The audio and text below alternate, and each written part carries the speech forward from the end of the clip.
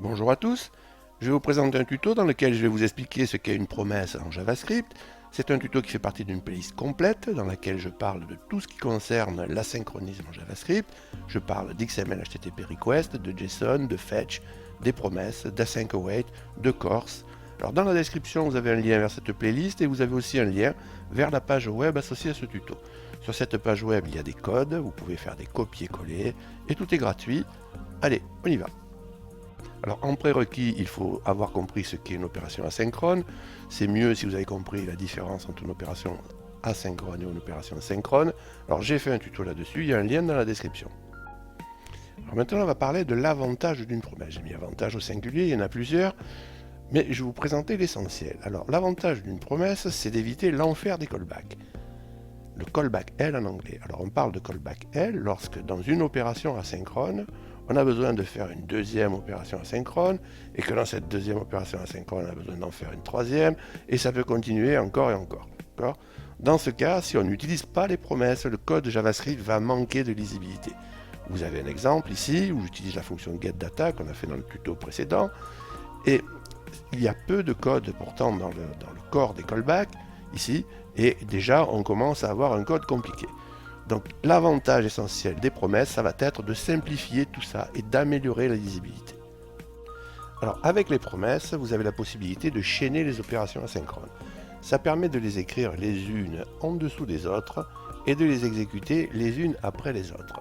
Alors il faut comprendre que c'est après le traitement de la réussite d'une opération asynchrone qu'on lance la suivante. Ça résout le manque de lisibilité que l'on vient de voir. Donc vous allez avoir du code qui va ressembler au pseudocode que je vous montre là et qui sera très lisible, et c'est ça l'avantage. Alors maintenant on va passer à l'objectif du tuto. Alors, lorsque vous avez besoin de faire des opérations asynchrones, vous pouvez vous retrouver devant deux situations différentes. Alors, soit vous travaillez déjà avec une API qui utilise des promesses. Dans ce cas, vous êtes de simples utilisateurs de promesses, on dit que vous consommez des promesses, c'est le cas avec l'API Fetch ou avec l'API asynchrone de Node.js. Soit vous travaillez avec une API qui n'utilise pas les promesses. C'est le cas les requêtes Ajax qui sont faites avec l'interface XML HTTP request. C'est pas la seule, mais bon, c'est le cas de celle-ci. Alors dans ce cas, vous pouvez placer un objet promise ou un objet construit avec le constructeur promise devant l'objet construit avec XML HTTP request, de manière à gérer votre requête Ajax à travers une promesse. Dans ce cas, on dit que vous promessifiez l'opération asynchrone. Et là, on est obligé de descendre dans le fonctionnement interne de la promesse, car c'est un petit peu plus compliqué.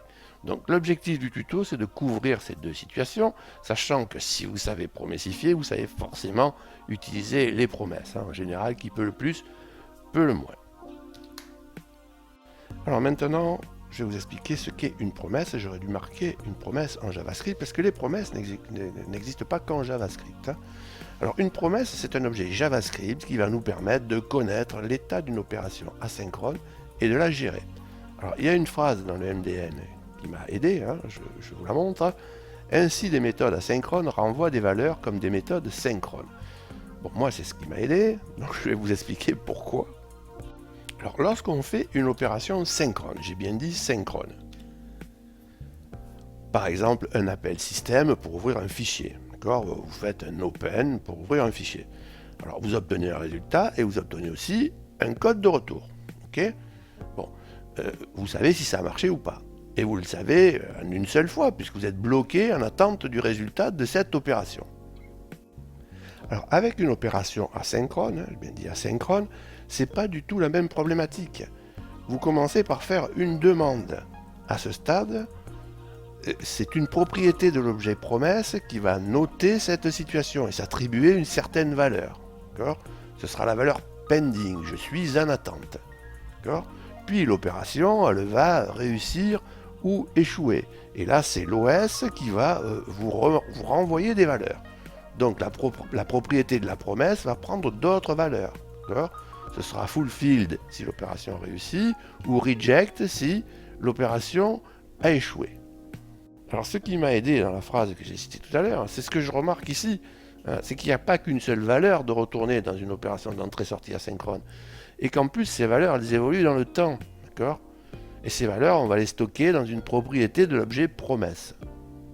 Donc on va se retrouver avec des entrées-sorties asynchrones qui vont nous renvoyer des valeurs comme les entrées-sorties synchrones. Et ça, sans les promesses, on ne l'avait pas. Bon, j'ai oublié un truc là. Oui, alors, en plus, l'objet promesse va nous permettre d'attacher des traitements à ces valeurs renvoyées. Et il va enclencher les traitements le moment venu. Donc on peut voir l'objet promesse comme une sorte de super gestionnaire d'événements qui va gérer tous les événements liés à une opération asynchrone.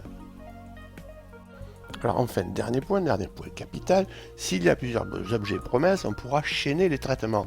Donc ça veut dire qu'on pourra faire ça, c'est-à-dire exécuter nos entrées-sorties asynchrones, les unes derrière les autres, les écrire de manière quasi séquentielle, et donc avoir l'avantage que je vous avais présenté comme étant l'avantage principal de l'utilisation des promesses. Bon, je vais retourner au plan, je ne sais plus trop où j'en suis là. Donc le constructeur promise. D'ailleurs, je crois qu'on dit un petit peu comme en français. Hein, c'est moi qui le prononce comme ça. Alors, m'en veuillez pas. Alors, le constructeur promise, on va prendre une console et on va... Alors, si on tape ici, si on fait un new promise, il n'est pas content. Il nous dit que le résolveur est indéfini. Bon, donc on va voir ce que c'est. Donc il faut mettre une fonction en argument en fait. Donc là je mets une fonction vide, ça va me suffire pour examiner l'objet qu'il me retourne. Donc là je déploie. Alors à ce stade il y a 4 choses qui m'intéressent là. Donc il y a 2 propriétés internes ici qui sont entrecrochées. La propriété promise state, c'est elle qui va prendre les différentes valeurs selon l'évolution de l'opération asynchrone, hein, les valeurs qu'on a vues tout à l'heure, donc la pending, là je suis en attente, d'accord. Ensuite, il y a la propriété promise result, donc ça c'est le résultat au sens large de l'opération asynchrone. Ce sera un résultat en particulier si l'opération a réussi, ou ce sera la raison de l'échec si l'opération a échoué. Et ensuite on a 2 méthodes, si on déploie ici, la méthode then, ici, qui sera appelée par la promesse lorsque l'opération réussira. Donc on passera en argument du then la déclaration d'un callback qui dira ce qu'il faut faire dans cette situation de réussite. Et la méthode catch, ici, qui sera appelée par la promesse lorsque l'opération échouera. On passera en argument du catch la déclaration d'un callback qui dira ce qu'il faut faire dans cette situation d'échec.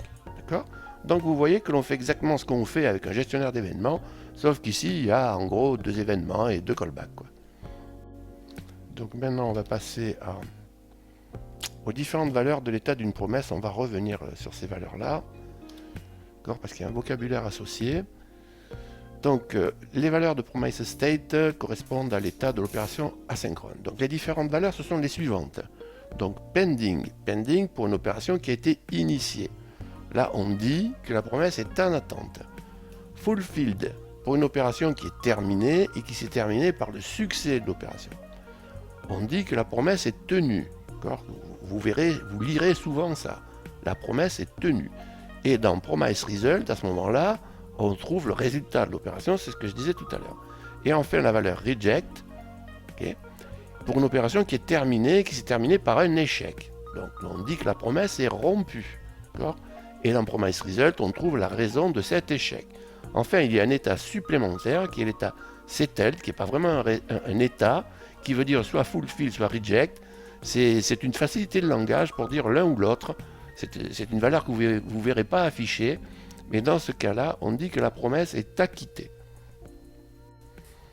Alors, on va passer à l'exécuteur maintenant. Alors, pour créer une promesse, on utilise le constructeur promise. Donc ça, je l'ai déjà dit, on lui passe un argument, une fonction, que l'on appelle l'exécuteur. Alors, l'écriture de cette fonction est à la charge du programmeur qui utilise la promesse, et il y a des contraintes. Alors, tout d'abord, l'exécuteur va lui-même prendre un argument de callback, l'argument resolve et l'argument reject. Alors, dans l'exécuteur, il faudra appeler resolve ou reject dans 2 situations précises. Alors, lorsque l'opération réussira, il faudra appeler le callback resolve. L'état de la promesse passera de pending à fulfilled, et il faudra passer le résultat de l'opération en argument du resolve. Okay. Lorsque l'opération échouera, il faudra appeler le callback reject, l'état de la promesse passera de pending à reject, et il faudra passer la raison de l'échec en argument du reject. Donc ces arguments ils sont stockés dans la variable interne promiseResult de l'objet promise. Alors on va regarder ce que ça donne sur un code.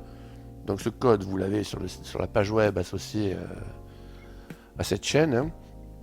Donc je fais un new promise ici et je construis mon exécuteur. Donc dans mon exécuteur, qu'est-ce que je fais? Je fais un set timeout.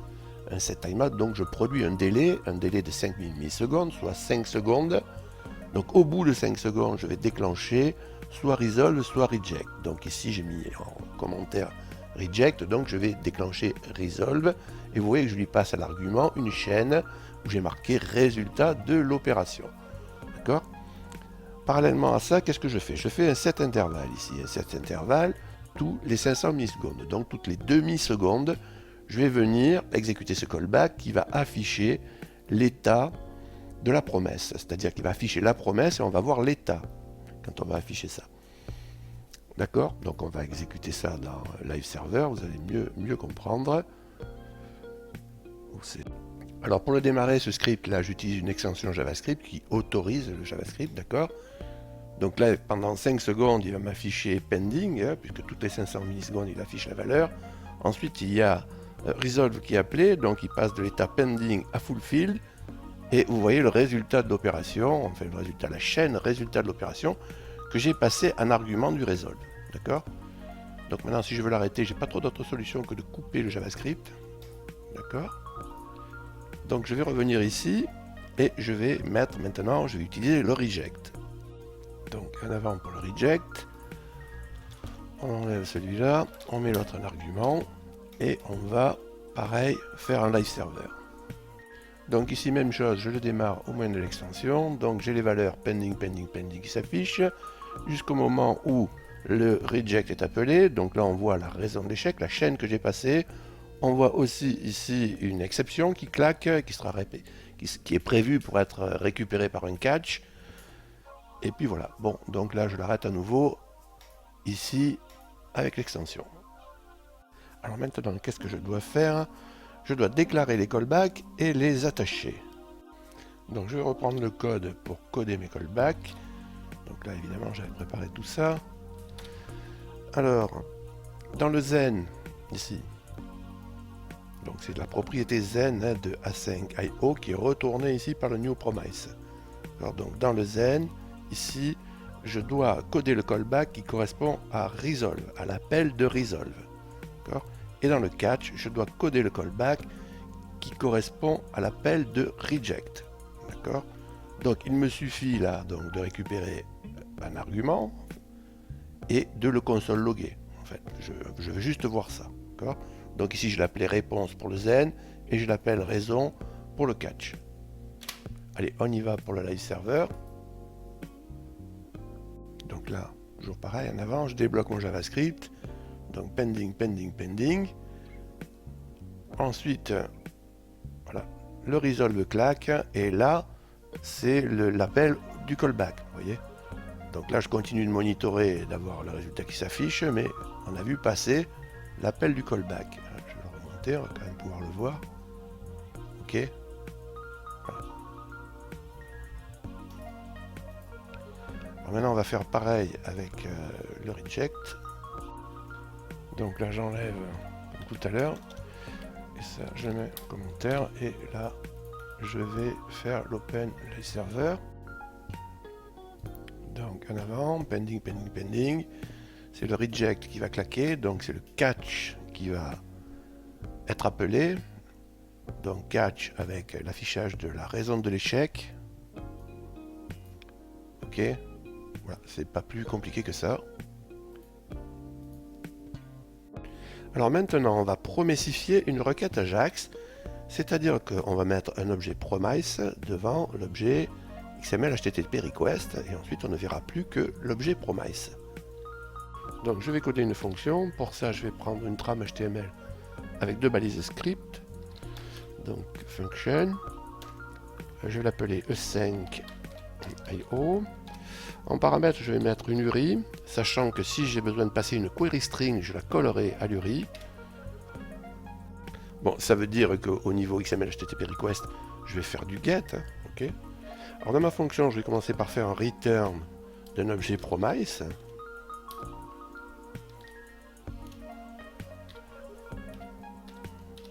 Donc le fait de retourner un objet promise ici, ça va me laisser la possibilité de coder les callbacks, hein, les callbacks de la méthode zen et catch, à l'extérieur de la fonction, puisque ce sont des méthodes de l'objet que je retourne. Hein. Donc je pourrais faire ce que je veux de ma réponse dans le callback que j'écrirai dans le zen, et pareil dans le catch, donc je reste maître des traitements. D'accord? Donc maintenant je vais coder mon exécuteur, donc pour ça je vais prendre une fonction fléchée, donc je vais la mettre vide au départ. Donc je vais lui passer deux callbacks, donc resolve et reject.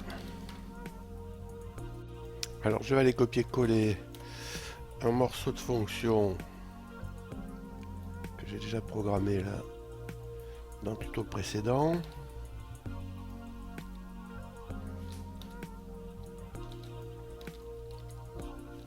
J'ai pas mal de choses à enlever.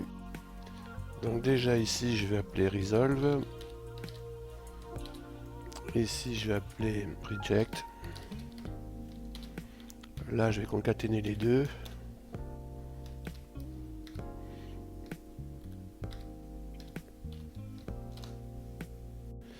Bon alors je vais enlever cette ligne de query, je ne me sers plus de ça. L'URI là je la passe un argument, donc là évidemment j'en ai plus besoin ici. À cet endroit là je vais enlever tout ça. Donc je passe l'URI telle quelle puisqu'elle contient la query string. Voilà, ok. Alors ici, pour détailler un peu ce que j'ai fait, donc sur cette ligne-là, donc j'ai construit un objet XML HTTP request que j'ai appelé XHR. D'accord? Là, j'ai posé un gestionnaire d'événements. Alors si j'ai une réponse avec un statut 200, donc une bonne réponse, à ce moment-là, j'appelle le callback resolve. Je lui passe la réponse. Je lui passe la réponse et je ne sais pas ce qu'il va en faire, il la traitera. D'accord? Puisque il n'est pas codé encore, c'est ce que j'ai dit tout à l'heure, je le coderai à l'extérieur. D'accord? Par contre, le fait d'appeler resolve va faire passer l'état de la promesse de pending à fulfilled. D'accord? Alors, si la réponse n'a pas un statut de 200, à ce moment-là, c'est reject que j'appelle, et je lui passe la raison de l'échec. Ici, en l'occurrence, je lui passe les codes d'erreur. Bon, ensuite, je fais le traditionnel open, hein, en passant la méthode en premier argument, l'URI derrière, et puis je fais le send. Bon, ça, on l'a vu dans les tutos d'avant, je ne vais pas revenir là-dessus. Donc maintenant, j'ai besoin de deux URI, donc je les ai préparées, elles sont ici. Donc ça va me permettre de faire deux requêtes vers un script PHP ici. D'ailleurs, là, il y a une petite erreur. Ok. Alors, ce que je vais faire, c'est deux requêtes. Donc j'ai deux URI, je vais faire deux requêtes. Une première requête pour récupérer l'ID d'un client ici. Et connaissant l'ID du client, que je concaténerai là, je demanderai ensuite sa liste de commandes. Donc je vais vous montrer ce code PHP. Alors le PHP est ici, vous voyez. Donc ça c'est la réponse à la première requête, ici. Donc où je renvoie, je vais y arriver à attraper lui. Où je renvoie le numéro de client, donc je renvoie numéro 1, je ne me casse pas la tête. Hein. Par contre, je fais un petit délai là, aléatoire. Hein. Et ensuite, là, je demande la liste de commandes, j'ai récupéré le numéro de client, et je renvoie juste comme commande une chaîne de caractères, chemise, short, chaussures. Ok, d'accord. Donc là, je vais retourner à mon code. Je vais faire mes requêtes, je vais donc appeler ma fonction E5IO, je vais passer mes URI, et puis je vais coder mes callbacks. Alors j'appelle la fonction E5IO avec une première URI, et dans le zen, je vais traiter la réponse.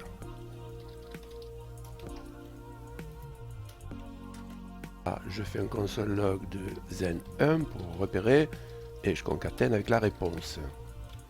Maintenant, je vais lancer une nouvelle requête et je vais récupérer son état par sa promesse, puisque je mets un return devant.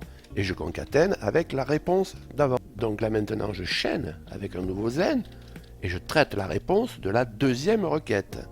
D'accord? Donc je fais un console log de zen2 avec la réponse.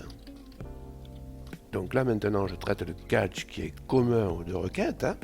Donc là c'est la raison de l'échec, soit de l'un soit de l'autre. Donc je fais un console log error, catch, et je mets la raison.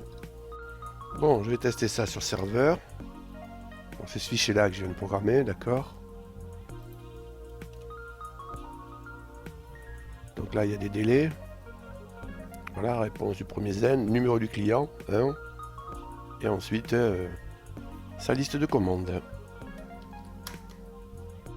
Bon, vous testez le cache de votre côté, et le tuto est déjà très long.